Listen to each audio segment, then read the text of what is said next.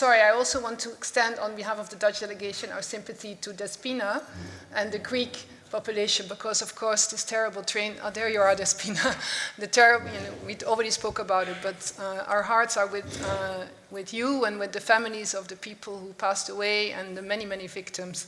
You know, being on a train should be a normal activity, and you shouldn't have to pay it with your life.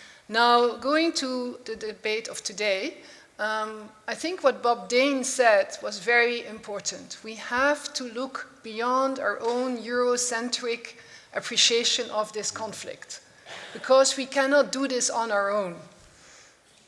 And we need to involve the partners of democracy, and we need to involve countries and parliamentarians from countries who understand what is happening. And I see Emmanuel Zingeris waving at me. I thank you for including me at the coordination meeting in the Vilnius Parliament when we were discussing the fight against impunity and working towards accountability.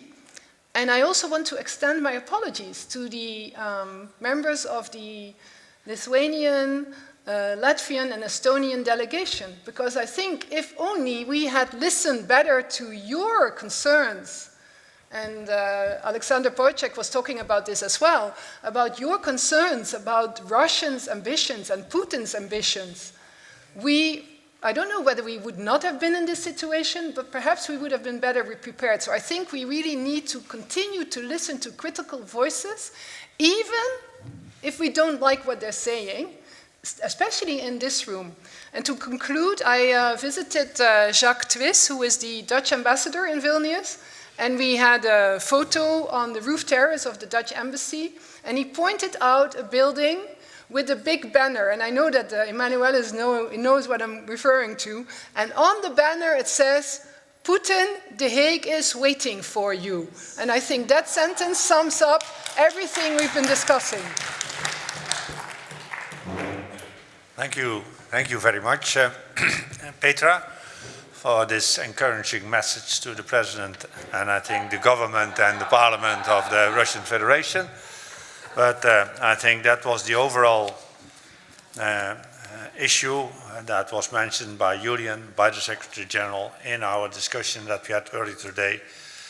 A war has to end, but it can only end if then, in the end, justice is being done. And today we have discussed several ways this Council of Europe could contribute. We have here heard clear proposals from our Secretary General that this register of claims of people who really suffered the effects, the consequences of the war will be in the Reykjavik Summit Declaration, and it will be hosted by the Netherlands. That was also the good news that we got again from our Minister of Legal Protection. This concludes the debate, the current affairs debate. As you know, we do not end a current affairs debate with a resolution, but it's important that we have had this debate.